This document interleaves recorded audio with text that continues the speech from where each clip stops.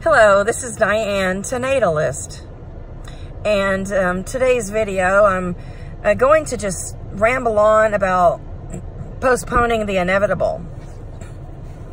And no matter what we do in life, whether we're in college or living at home in your mother's basement, or you know, taking care of a litter of cats, or, you know, we're working at a nursing home and taking care of elderly people. Everybody is postponing the inevitable. So the fact that you go to your doctor and you get your blood test and you get your x-rays and you get your vaccinations, you are only postponing the inevitable, which is disease, deterioration, decline, age, and death. And when people go out seeking jobs, and, you know, they feel like they've got a better job or a new job, or,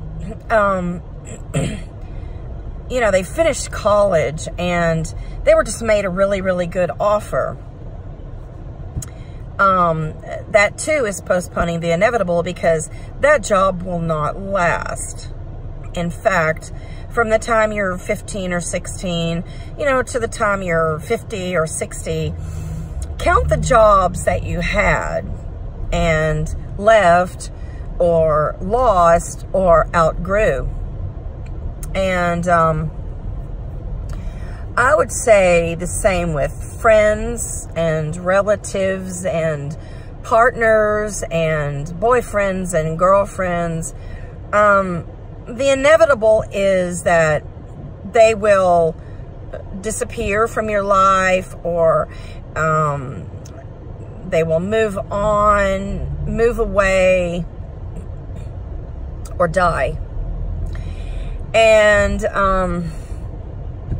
you know, people who work in nursing homes or work with the elderly, or, you know, even like people who have, like myself, who have rehomed animals, rehomed senior citizen animals and geriatric pets.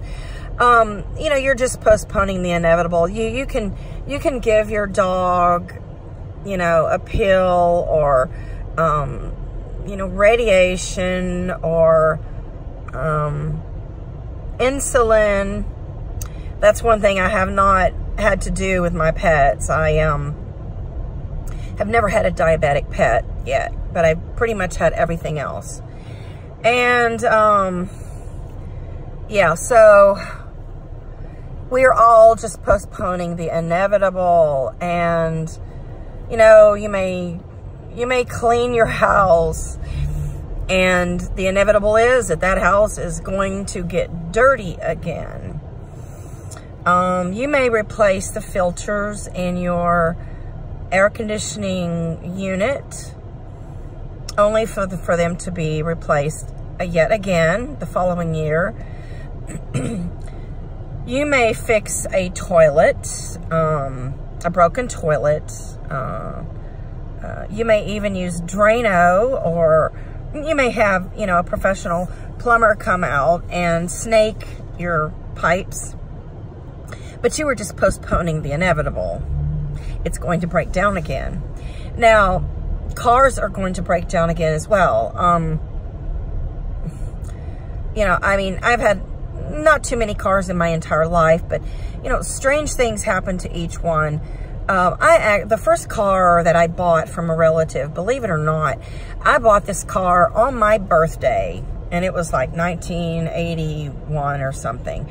And would you believe that the battery blew up in a gas station? I had just filled up with gas, and this stupid thing blew up for no reason, and I couldn't go anywhere, and the car, you know, needed to be fixed, needed a new battery.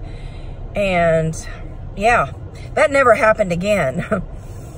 And then one year I had a series of problems with one car, and that problem never happened again. But you know, cars and anything mechanical, anything electrical or electronic, they're going to break down. And you are looking at the inevitable with fixing them.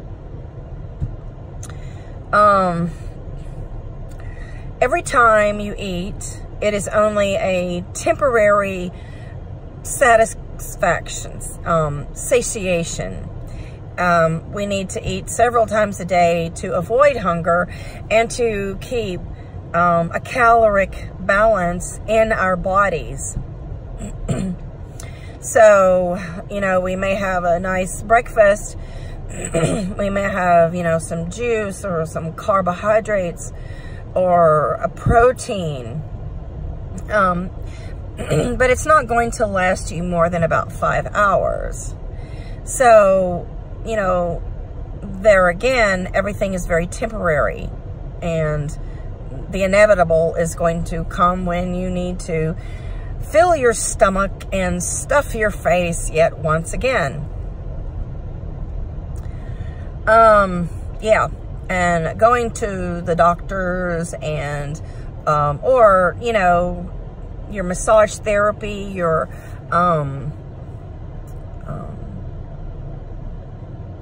acupuncture. I ran into somebody who did acupuncture, and so he goes to an acupuncturist to avoid pain. So whatever it is, whether it's your therapist, your life coach, your masseuse, acupuncturist, your nurse practitioner, or whoever it is that, you know, supplies you with relief from life's pains, you are going to exhaust their capacity, and you're going to need their treatments again. Exercise is a constant, and the need for exercise is a constant. And, you know, stretching, I keep forgetting to stretch to alleviate these heel and arch pain. And, but I wake up every morning, and while I'm warm in bed, I try to think about, you know, stretching the legs, stretching the arms, and doing that before I get out of bed.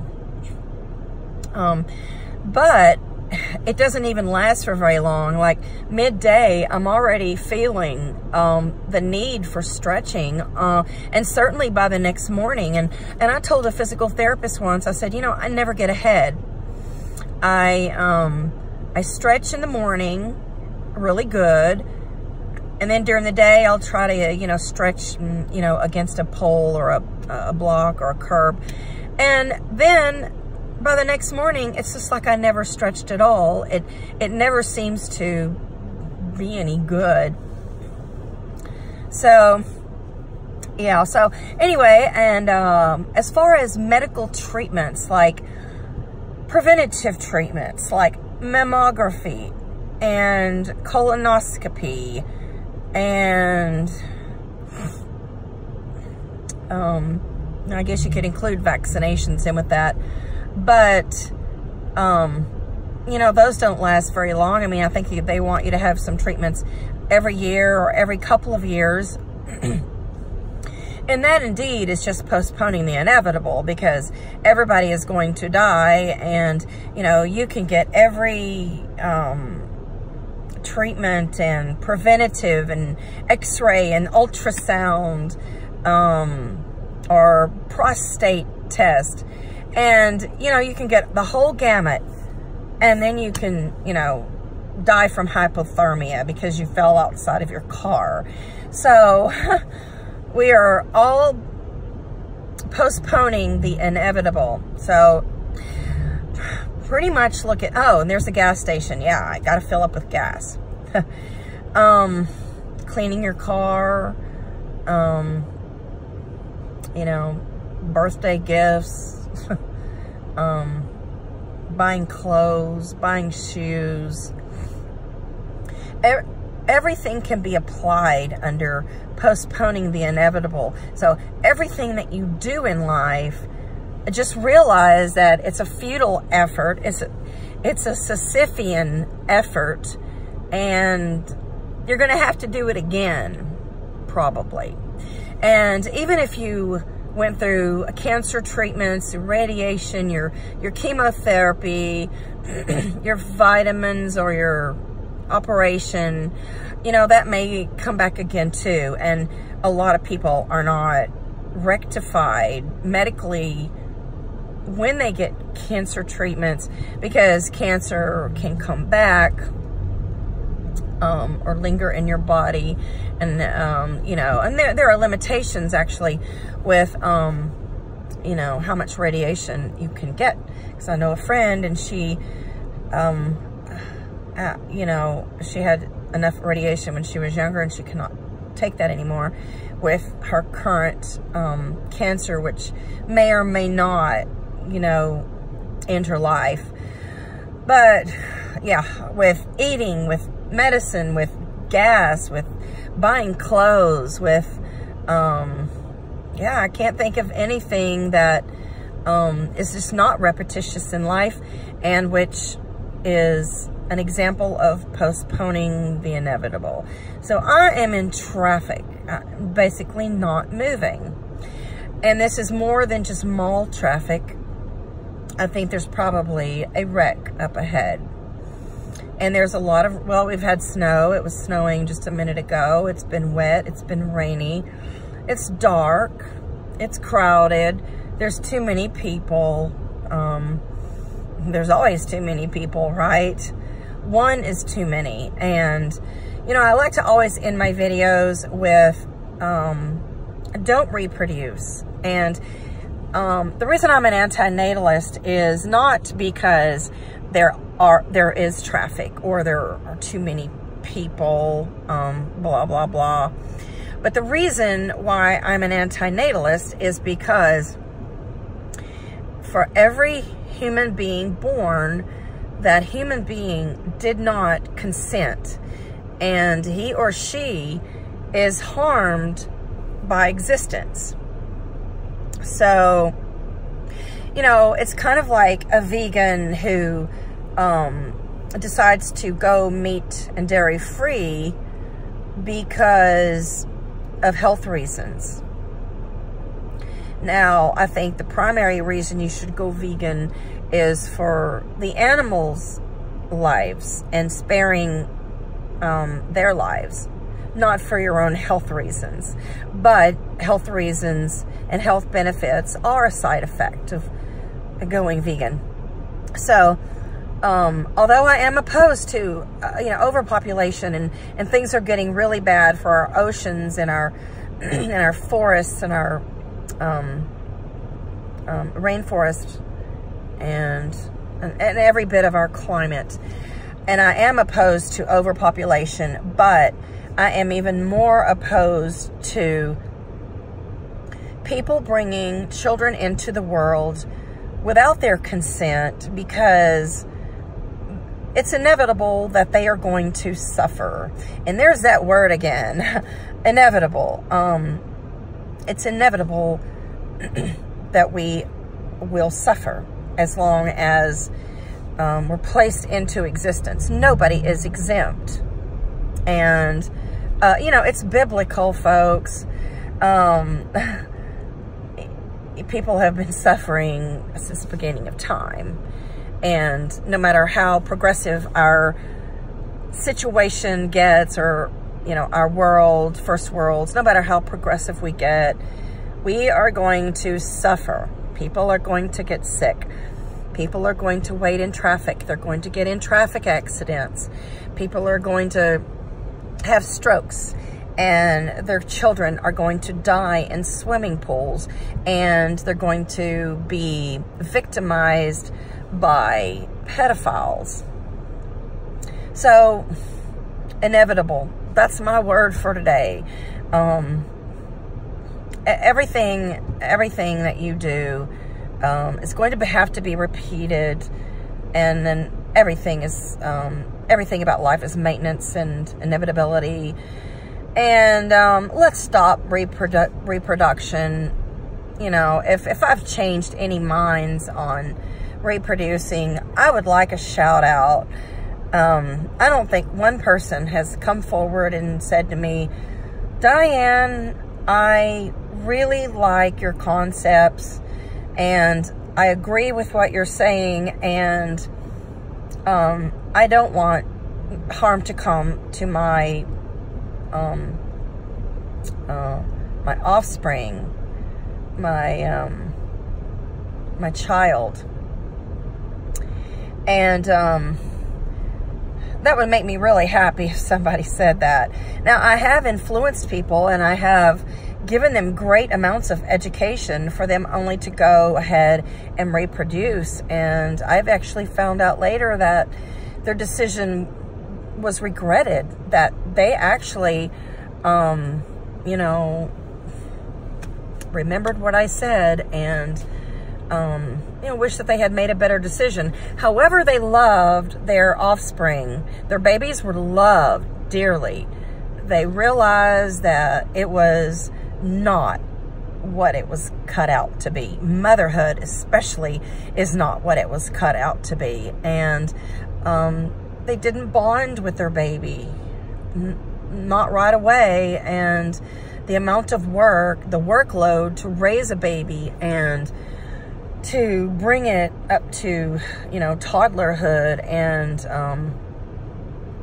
you know, to feed it daily, to change its diapers daily, and, you know, to comfort it, was just taxing on the mothers. It's mostly mothers who experience the catastrophic life changes, and breastfeeding, you know, is never simple. It was disappointing for many women.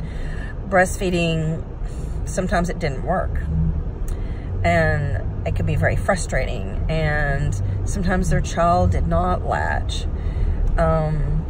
Sometimes this is a case I heard. A woman had a cesarean section, and it was their first child. Hey, Mark. So the wife had a cesarean section, and she had a very, very bad infection, and her husband had to take care of that infant at home while she was in the hospital. So her, the fantasy about delivery and, you know, bringing the baby home, it was just shattered. She was in the hospital for weeks, and yeah, that just shatters anybody's romanticization of motherhood and bringing a baby into the world. So there's a lot of women who have regrets, and there's blogs online that you can go to. There's even a Facebook group, and it's like I regretted. I don't know the name of it, but you can search it. And there's anonymous reports on that particular page of parents who just were not prepared at all for parenthood and would not do it all over again. So, you know, everything is inevitable. Everything is repetitive in life. Oh, and, you know, taxes. Let me bring up taxes. Taxes and parking tickets. I mean, you know, if you live in an area where you do have to pay to park, you're probably going to inevitably get a parking ticket. And taxes are coming around every year in April, and they're never going to cease. Federal and state and even your local township taxes. So you can rely on taxes till the day you die, and they are inevitable. So it is a guarantee that we will struggle in life, and that we will have, you know, constant frustrations, constant and chronic. But we are not going to have chronic pleasure, are we? So thank you for watching this far, and please subscribe if you already haven't.